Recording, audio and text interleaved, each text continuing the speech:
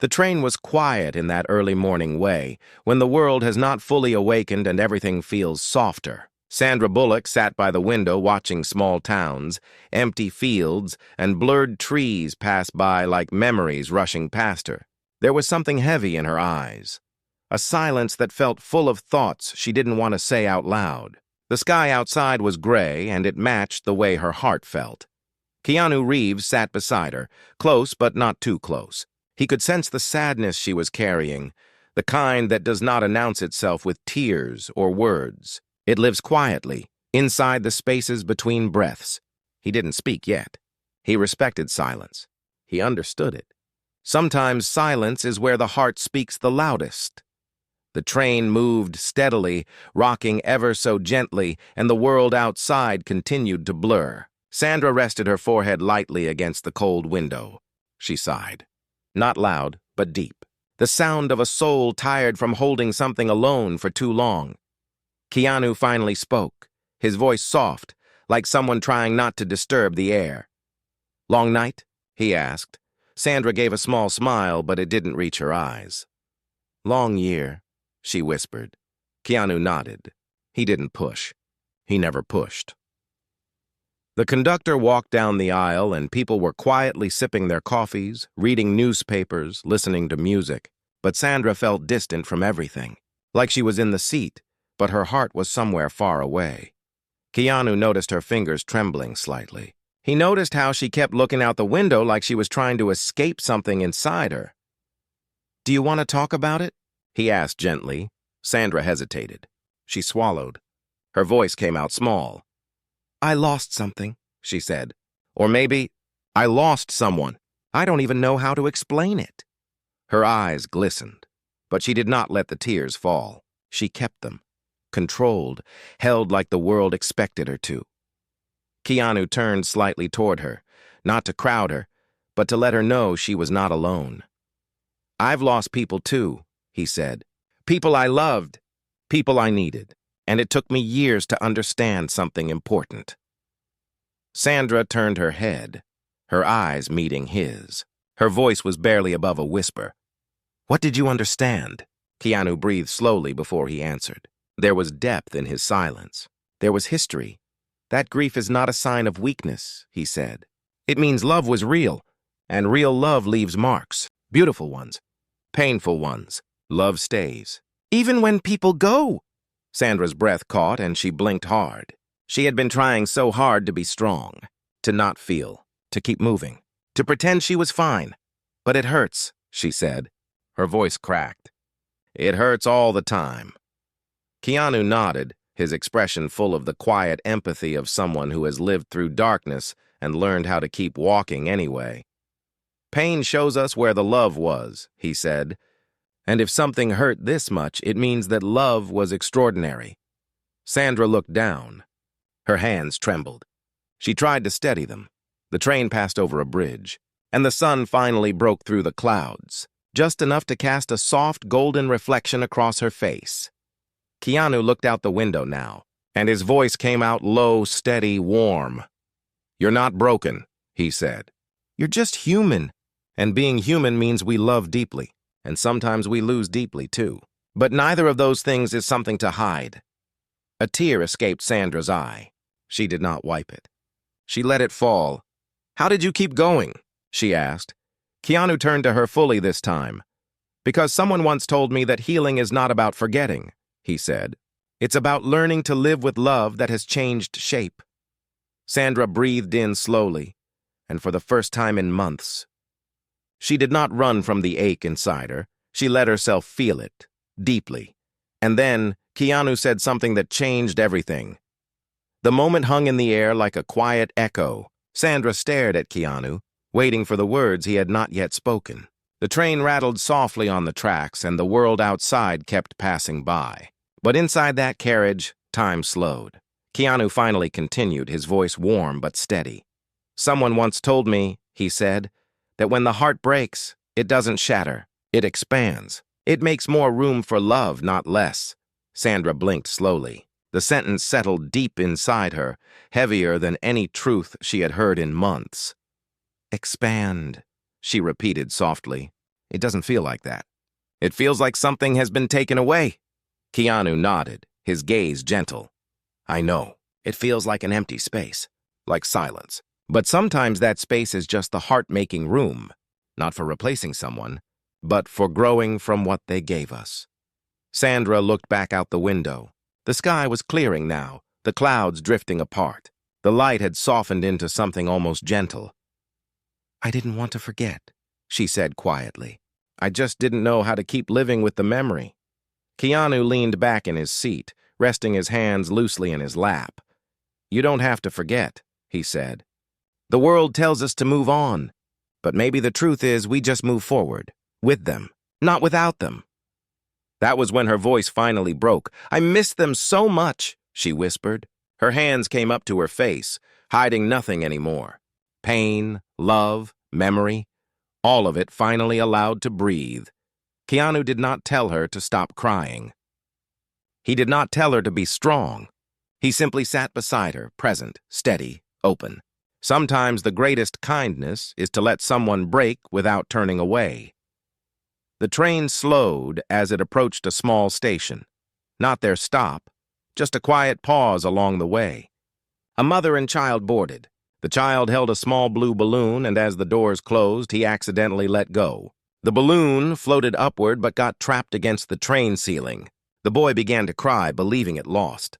Sandra watched him. Something about the small boy's grief touched something deep and tender inside her. Keanu noticed her reaction, but said nothing. The conductor walked over, smiled kindly, and gently pulled the balloon down, returning it to the child. The boy's tears stopped instantly. He hugged the balloon like it was the most important thing in the world. Sandra watched the scene, her tears slowing. Her breathing steadied. Her heart softened in a new way. He thought it was gone, she said quietly. Yes, Keanu replied, but it was still there, just out of reach, waiting to be found again. Sandra turned toward him, and there it was, the shift. Small, subtle, but unmistakable. The beginning of healing. The moment when pain does not disappear, but becomes softer, more human. I keep trying to be okay, she said. I try to pretend I'm fine so people don't worry. But pretending is exhausting. Keanu nodded. Being strong doesn't mean not hurting, he said. It means allowing yourself to feel and still choosing to stay. Choosing to breathe. Choosing not to disappear. Sandra's eyes met his, steady now.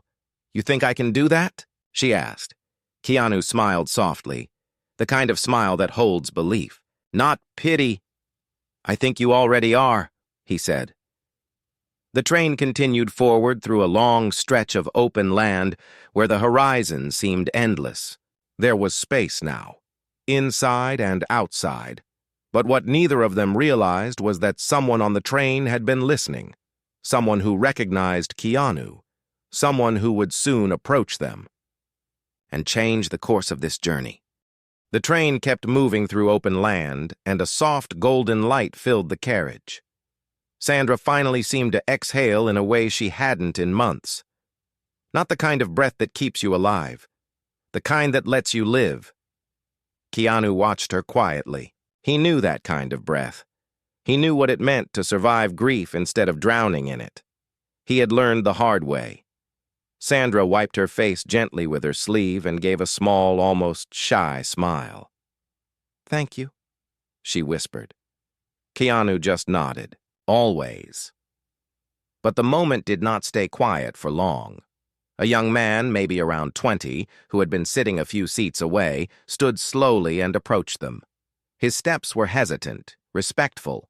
He held his phone, but he did not lift it to take a picture. He stopped near their seats. I'm sorry, he said softly. I didn't mean to overhear. It's just what you said. It felt like you were speaking to me too. Keanu looked at him, not annoyed, not guarded. Open. Are you all right? Keanu asked. The young man's voice cracked. My brother. He passed last year, he said. He was my best friend. We did everything together. I don't know how to live without him. I feel guilty every time I laugh, like I'm leaving him behind. Sandra felt those words like an arrow to the heart. Keanu's expression softened. a deep empathy rising like a quiet tide. "What was his name?" Keanu asked. The boy swallowed. "Milo." Keanu nodded slowly, with a gentle sincerity that felt sacred. "Tell me about him." The boy blinked, surprised. Most people avoided talking about the dead. They changed the subject. They shut the door. But Keanu opened it. The boy sat down in the seat across from them. He took a shaky breath. "Milo loved music," he said. "He played guitar. He would sing out loud in the house even when he sounded terrible. He made everything feel alive, and now, everything feels quiet without him." Sandra closed her eyes briefly. She knew that quiet, that painful quiet. Keanu leaned forward, elbows resting lightly on his knees. "Grief feels like silence," he said softly. "But silence is not the end of love." The young man's eyes filled. I don't want to forget him." Keanu's voice held warmth, truth, and something that can only come from living through loss. "You won't," he said, "because love doesn't fade. It just changes shape. You carry him. In the way you listen to music, in the way you laugh, in the way you live, love becomes part of who you are." The boy wiped his face, tears falling freely now. But these tears were different. Not collapsing tears, releasing tears. Sandra placed a hand gently over his. "Your brother is in your laughter," she said. "Not in your pain. You honor him by living, not by suffering." The boy nodded, breathing slowly, like his ribs were finally loosening. For a few quiet minutes, the train hummed softly, and the three of them just sat, together, holding a kind of shared understanding. But then, the train slowed unexpectedly. A deep voice came through the speakers. "Ladies and gentlemen, we will be delayed. Someone needs assistance in the next car. If any passengers are able to offer support, please notify the staff." Keanu and Sandra exchanged a look. The young man looked up too. Without hesitation, all three of them stood. They didn't know who needed help.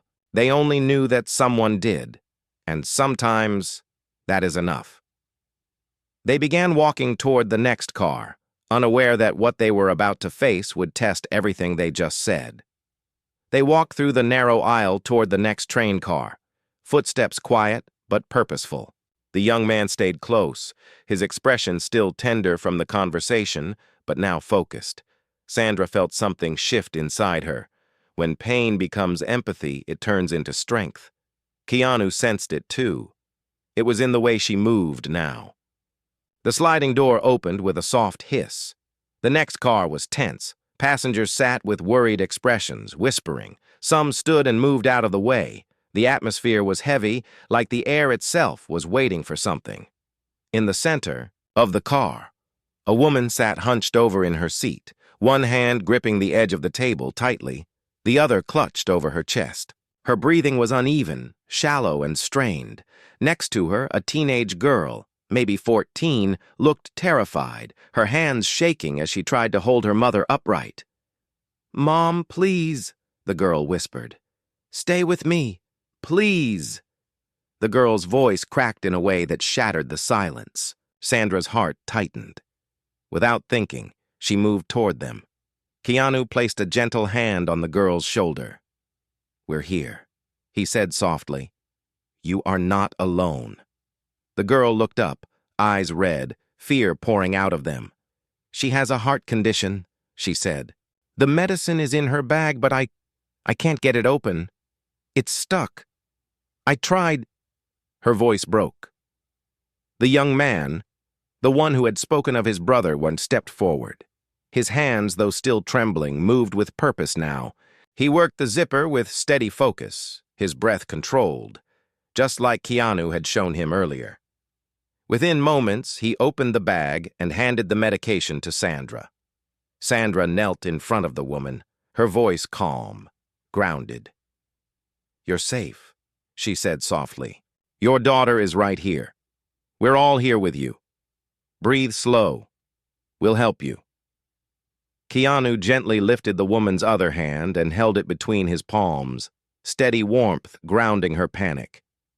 The teenage girl collapsed into quiet sobs beside them, overwhelmed and helpless. "I thought I was going to lose her," she whispered.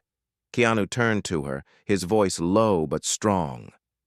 "Fear always tells us the worst story," he said. "But love writes the truth, and the truth is, you stayed. You didn't run. You didn't freeze. You fought for her. That is love." The girl took a slow breath. The woman's breathing gradually steadied. Her shoulders softened. Her eyes opened. "Thank you," she breathed out. "Thank you." The teenager hugged her mother tightly, relief shaking through her. People in the car watched. Not the way you watch something dramatic, but the way you witness something true. Sandra sat back, her own hands trembling now. Not from fear, from recognition. Keanu looked at her. She met his eyes, and something inside her clicked, not like a switch, but like a door unlocking. Everything she had been holding alone. She didn't have to hold alone anymore. The young man rubbed his eyes and laughed softly through his tears. "I can't believe I helped," he said. Keanu smiled, a real, full, quiet smile. "You didn't just help," he said. "You showed up, and that is everything." The mother and daughter were safe now. The tension in the car eased. People relaxed into their seats, some even offering small smiles to one another. But then, as the train began to move again, the mother looked directly at Sandra. Her voice was weak, but sincere. "Whatever you are going through, don't let it turn your heart hard. You have a gentle soul. Don't lose it." Sandra froze because the woman did not know her, but she spoke to her pain as if she had seen it. Sandra looked away for a moment, overwhelmed. Keanu placed his hand softly over hers. Not to fix, not to rescue, just to stay. And in that moment, something inside her finally began to heal. But the journey was not over, because when they returned to their seats, Sandra asked a question she had never asked anyone before. The train had settled again. The gentle rhythm of the wheels on the tracks returned, like a quiet heartbeat guiding everyone back into themselves. Passengers exchanged soft glances, the kind you give when you've shared something meaningful without needing any words. The mother rested, her daughter holding her hand tightly. The young man sat back in his seat, still processing the fact that he had been strong when he thought he couldn't be. Keanu and Sandra returned to their seats, but something had shifted inside them, especially Sandra. The past few minutes felt like a mirror held up to her heart. She had seen her pain reflected in others. She had seen how love moves when fear tries to freeze it. She had seen that even brokenness can be beautiful when shared. The train continued through golden fields and low hills. Sun poured through the window now, warm and soft. Sandra looked at her hands, still shaking slightly. She took a slow breath, then turned toward Keanu, her voice quiet but full of something new. "Keanu," she said, "can I ask you something?" He nodded gently. "Of course." This wasn't the kind of question said casually. This was a question someone asks when they are finally ready to stop running. "How did you forgive life?" she asked. Keanu didn't answer immediately. He looked out the window, his eyes distant for a moment. Not far away, but deep. "I didn't," he said softly. "I just stopped fighting it."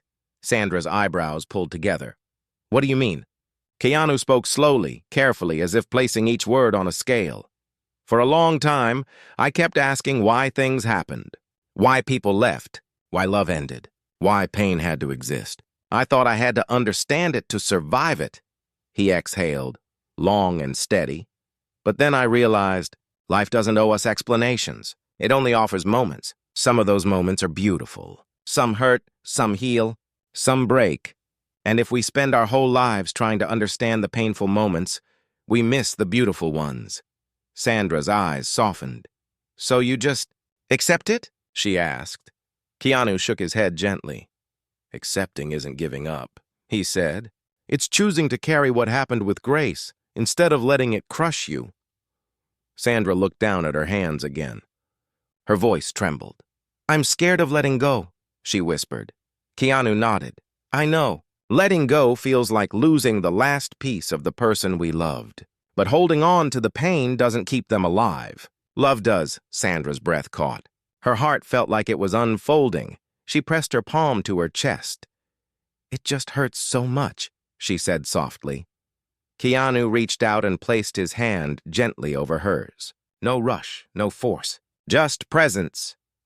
Pain means there was something worth losing, he said, and that is not something to regret. Silence settled between them, not heavy, warm.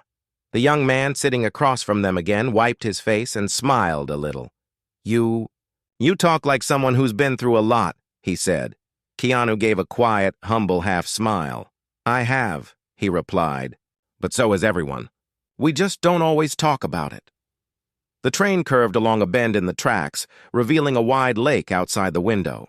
The water reflected the sky like a mirror, calm, endless. Sandra leaned her head against the glass again, but this time her expression was different. Not empty, not numb, thoughtful, open. Her tears now were gentle, not desperate. And then she said something she hadn't said in a very long time. I think I want to try, she whispered. Keanu turned to her, his voice soft. Try what? Sandra's eyes shined with quiet courage. To live again. Not just exist, live. Keanu smiled, and this time, the smile reached his eyes. Then you already have, he said.